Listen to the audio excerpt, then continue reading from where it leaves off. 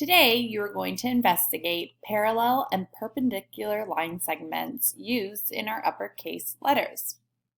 My first name is Allison, so I drew the first three letters in my name, A-L-I, and I drew them on these paper geoboards.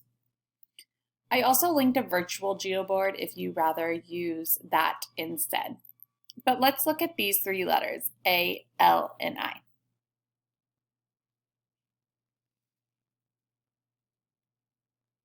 Do any of these letters have parallel line segments? Remember, parallel line segments are segments that never intersect. Do any of these letters have perpendicular line segments? Remember, perpendicular line segments intersect to create a right angle. What do you think? Let's look at A first. This line segment is not perpendicular nor parallel to this line segment. And then the middle line segment isn't either.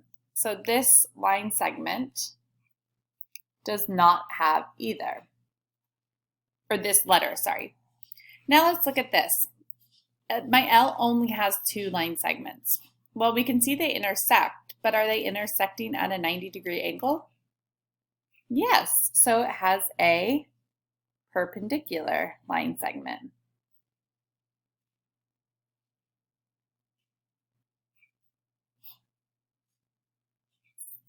Okay, now let's look at the I. I already see locations where my I is, in fact, perpendicular. But can you see where the parallel lines are? This line here is parallel to that line. So this one has perpendicular and parallel line segments.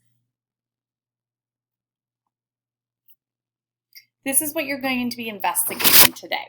So you're going to use this paper geoboard or the virtual geoboard I linked.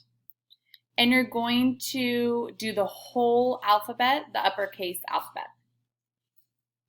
Then you're going to identify which uppercase letters have parallel lines. For example, our I has parallel lines.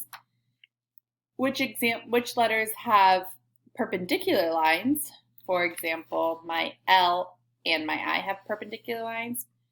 Which uppercase letters have both parallel and perpendicular lines? My I.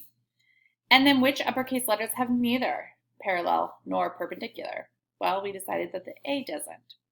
You're going to draw a Venn diagram and you're going to label where the letters go. So if it only has parallel lines, it goes into this category. If it only has perpendicular lines, it goes into that circle. And then if it has both, it goes in the middle. So my L only had perpendicular, but my I had both perpendicular and parallel. After you do that, you're going to create one sentence that clearly explains the difference between parallel and perpendicular lines. Look to your teacher for specific instructions on where you're going to do this work. It could be in your math notebook, but it could also be on a poster depending if you're working with a group or not. Good luck.